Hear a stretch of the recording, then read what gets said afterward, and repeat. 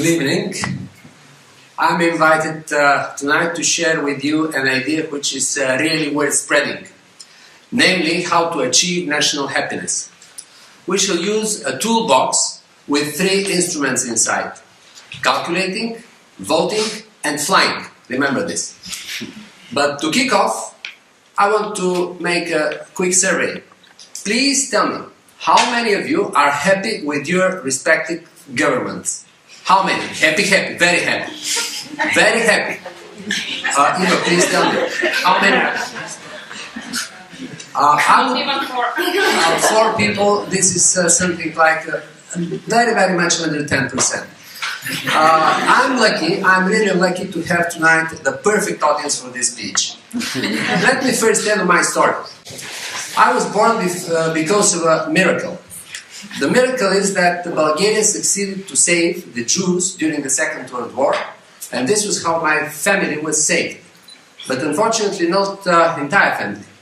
You see the little boy there, when he became at your age, he was exactly like you, student here in France. And the Nazi government took him to concentration camp and killed him. He was my cousin. Actually, Nazi government was the worst in Europe, and the only indicator of happiness was to be alive or to be killed. In my childhood, I believed that happiness is a woman. More precisely, my mother. And because my father was university professor to my mother before getting married to her, I decided that all the luck goes with university professors. Since my early youth, I wanted to become university professor, but the big question for me, up there, professor in what? My first inclination was to become professor in physics, because my family believed that Albert Einstein was the greatest mind ever. My grandma would say, I would like to vote for E equals mc squared. And if you ask her, well, grandma, can you prove it? No, I cannot prove it, but I know that he is Jewish.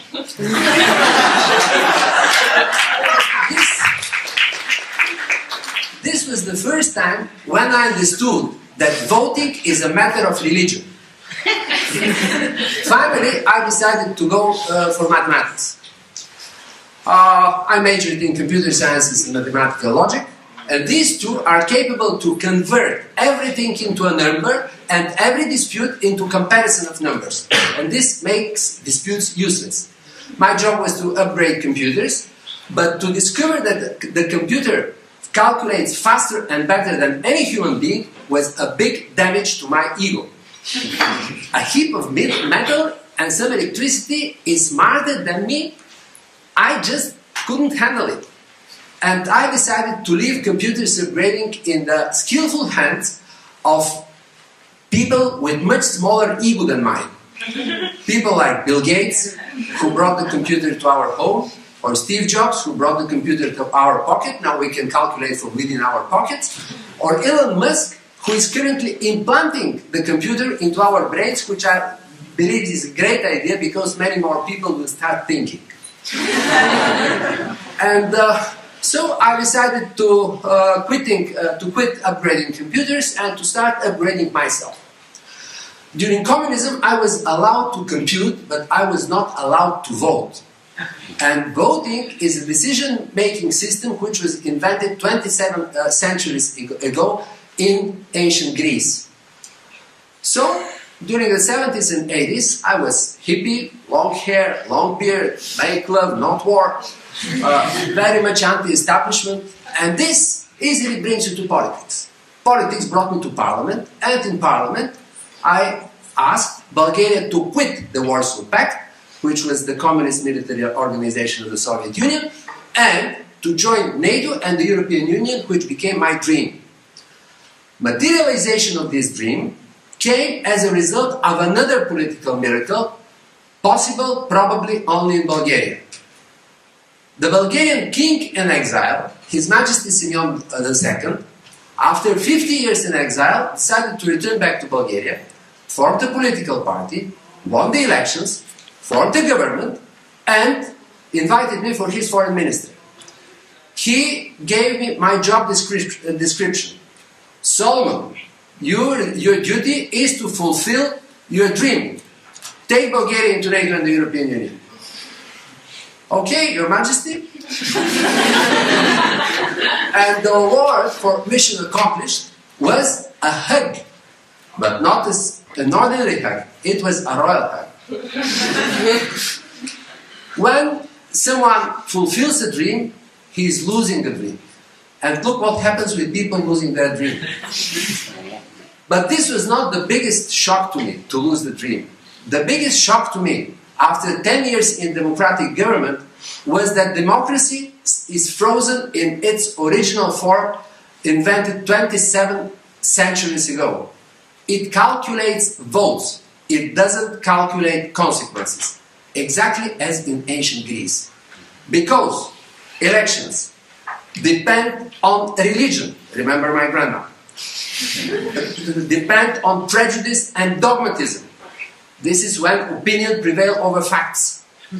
They depend even on weather. In my own constituency at the Black Sea, some people were not going to vote and stayed at home because it was chilly and rainy, and other people did not go to vote because it was sunny and they preferred to go to the beach. Voting is as reliable as flipping a coin, rolling the dice, or gambling. And at the end of the day, very frequently, elections lead democracy to auto-destruction, as it happened with Hitler in 1933 and many more guys before and after that. My friends used to tell me, calm down, this is not a problem. Even Churchill said that democracy is imperfect, terrible, but the best among existing forms of governance. I did not want to buy this. I did not want to see that democracy is just post-truth, as what is the word of 2016, and must not be perfect. I decided to try something perfect and implement it back into democracy. Actually, I tried one of the most perfect human activities ever. Remember our toolbox from the beginning. I tried flying. This is me on board F-16 experiencing the 9G environment. Flying is perfect because it relies on a perfect navigator. Perfect navigator. And the perfect navigator of flying, this is the computer. Computerized autopilot, which calculates consequences and chooses the best among them. It never repeats the same mistake. Opposite to government, which constantly does this, repeating mistake after the same mistake once, 2, 3, 4, 500 times. Flying is perfect not because it is the second greatest thrill known to man, but because landing is the first. Flying is about happy landing. In all of my incarnations, computing, voting, flying, marrying, only twice. I always ask myself, what is happiness? What is happiness? I met planetary minds all over the planet. Henry Kissinger, Dalai Lama of Tibet, Shimon Peres, all of them Nobel Prize winners. Pope John Paul II, he's more than that, he's today sane.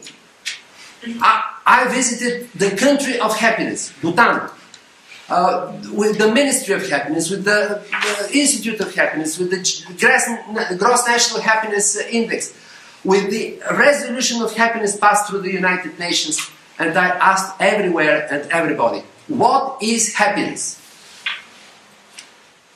The answer I arrived to is shockingly simple. Happiness is a number. Yes, happiness is a number. And you will ask me, what number? According to the UNDP 2016 report, the happiest country in the world is Norway with happiness index 9.5 out of 10. The least happy country is the Central African Republic with 3.5. I will not explain to you the boring formula behind these figures, only my grandma would love it. But let us focus on how to maximize this number. How to improve the navigator which pilots nations to happiness. And this navigator which pilots nations to happiness is governance. Governance of the nation is about bringing the nation to happiness. Now let's see how to improve the governance. Relatively easy, if we just make one observation.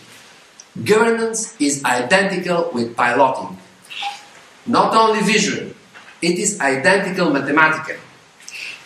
Because in both cases we decide on optimal distribution of resources.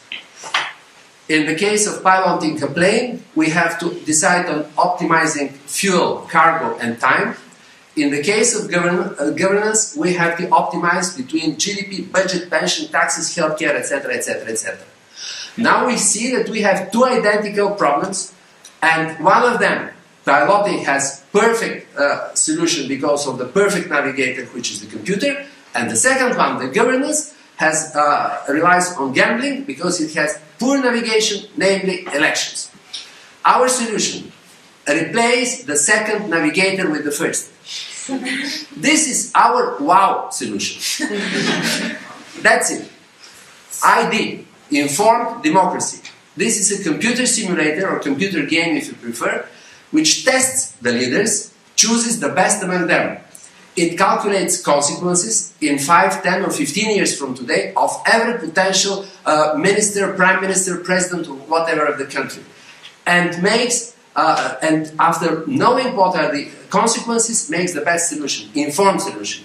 This is a big data analytics. Big data analytics which exists today. You can call it, however, if you want, brain with a joystick. It is, the iDemocracy is entry test for politicians. It is Autopilot, and it is also lie detector.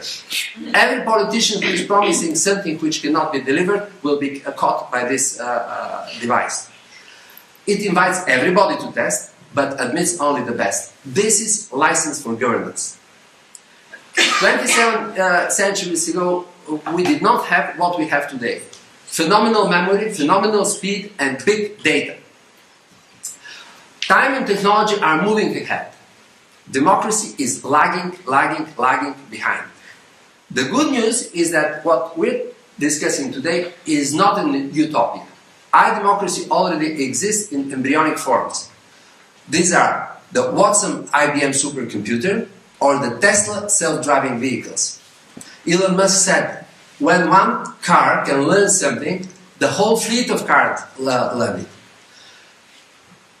Which unfortunately is not the case with the governments. We do not learn even from our own mistakes, let alone from the mistakes of our neighbors. Let us collectively make an experiment.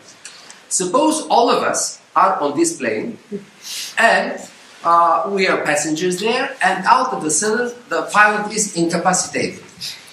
And according to international aviation authorities, we have to elect the new pilot among the volunteers. We shall vote in alphabetical order. If the first guy gets 50%, he will go. If he doesn't get 50%, the second will go. And we have only 5 seconds to do this because otherwise we are in problem. And we have only 2 candidates, Mr. Bamako and Mr. Belmondo. These are the two candidates. According to the alphabetical order, we vote first for Mr. Bamako. Il est un peu désordonné pour mon goût, mais vous décidez. Who is, even help me, who is voting for this guy? 1, 2, 3. Okay, 3. Good for him. It means that the second one is automatically elected according to the national aviation authorities. He takes the plane, let's see what happens. Wow. I'm so sorry. I'm so sorry. We choose poorly. Why we choose poorly? Because we didn't know something. We did not, we made an uninformed decision. The nice-looking Belmondo is only interning flight attendant, while the other guy, the clumsy Bamako, is F-35 pilot, high-ranking gamer, and we even didn't read what was written on his green t-shirt. It says that he is a gamer. He is a gamer. iDemocracy, that's how we make suicide with the elections every day, like we just made it with this plane. So think tomorrow when you vote in your country. iDemocracy will fix one of the greatest paradoxes and deficiencies of traditional democracy. And it is that for all those vehicles on the left-hand side, you need a license to drive. The only two for which you do not need license to drive, these are bicycle and your own country. The whole of this concept came to me 10 years ago when I was in China, more precisely Tibet, Lhasa, and talked to a Chinese friend of mine. I asked him, you have a relatively good economy. Why don't you add some democracy, some elections to it? He pointed on the other side of the street. A man was cleaning the street. He was dressed in a hardline communist uniform, they call it Maoist. And he told me, look, if we have elections, these guys will win the elections, and on the other day we shall lose simultaneously economy and democracy. And my team and I started thinking of how we can develop a solution which will work equally well in China, in the United States, in the European Union, in your municipality, if you wish, in your university. And we came with the concept of the I-democracy. And exactly like Facebook started from the university campus of Harvard University, it is absolutely probable that the I-democracy will start from the campus of Sciences Po Dijon. I-democracy will disrupt traditional elections by education. Fasten your seatbelts. May the happiness be with you. Coming soon. How many minutes?